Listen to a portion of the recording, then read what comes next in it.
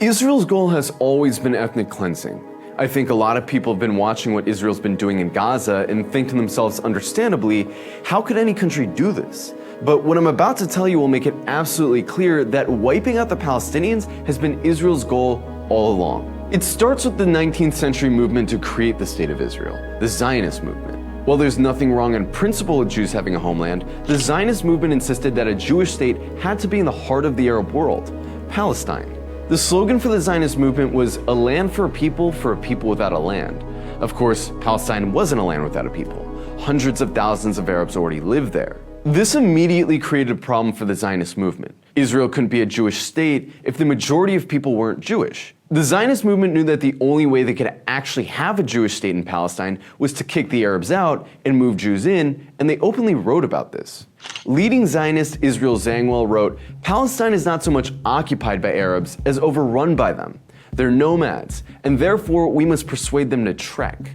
Another leading Zionist and future Prime Minister of Israel, David Ben-Gurion, put it more bluntly, saying, "We must expel the Arabs and take their place." The Zionist movement was also completely aware that they'd have to take the land by force. Another Zionist leader, Zev Jabotinsky, wrote, "A voluntary agreement between us and the Arabs of Palestine is inconceivable. Every indigenous people will resist alien settlers as long as they see any hope of ridding themselves of the danger of foreign settlement. This is how the Arabs will behave so long as they possess a gleam of hope that they can prevent Palestine from becoming the land of Israel." This didn't deter the Zionist movement, though. Jabotinsky goes on to write, "Settlement of Palestine can develop behind an iron wall, which the Arabs will be powerless to break down." Zionism is often mistakenly referred to as a movement for Jewish salvation, but Zionism had a distinct colonial character from its inception. Whereas most liberation movements involve a group of people ridding themselves of foreign occupiers on their land, Zionists saw themselves as a Western force that would bring civility to the backwards Arab world. Leader of the Zionist movement Theodor Herzl wrote, "If it's God's will that we return to our historic fatherland, we should like to do so as representatives of Western civilization and bring cleanliness, order, and well-established customs to this plague-ridden, blighted corner of the Orient." For decades, Zionism lacked the support of the vast majority of Jews and relied mostly on ultra-rich aristocratic European families to finance itself. To gain traction, the Zionist movement also tried to make itself useful to Europe's leading imperialists. In 1902, Theodor Herzl wrote a letter to Cecil Rhodes, the infamous British imperialist who carved the British Empire's path through southern Africa. In the letter, Herzl wrote, "You're being invited to help make history. It doesn't involve Africa, but a piece of Asia Minor. Not Englishmen, but Jews. How then do I happen to turn to you? Because it is something colonial." Let's think about this for a sec. If Zionism really was a liberation movement, why would they seek an alliance with one of the greatest oppressors of humankind in history? Why would they expect to win his support?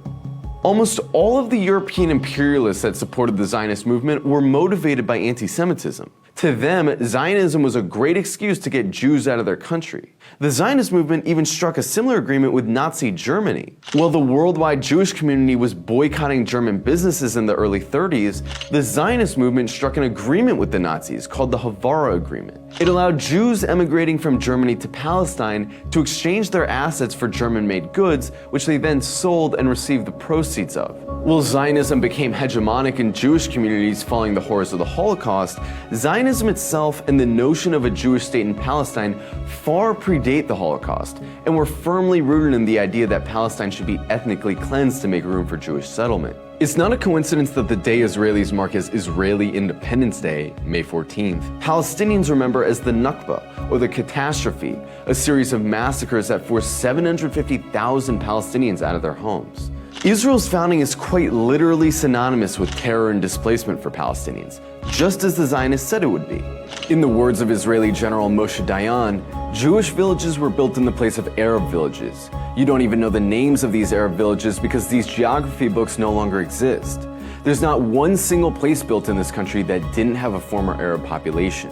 Last week, Israeli Prime Minister Benjamin Netanyahu gave a speech where he described Israel's expanding war in Gaza as Israel's second war of independence.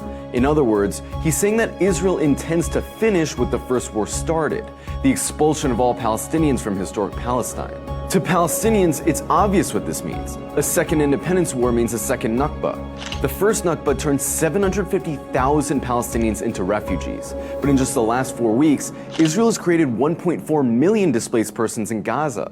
The Zionist movement has been openly stating their genocidal intent for the Palestinians, not just in the last 4 weeks, not just for the last 75 years, but even before that, when the state of Israel was just an idea.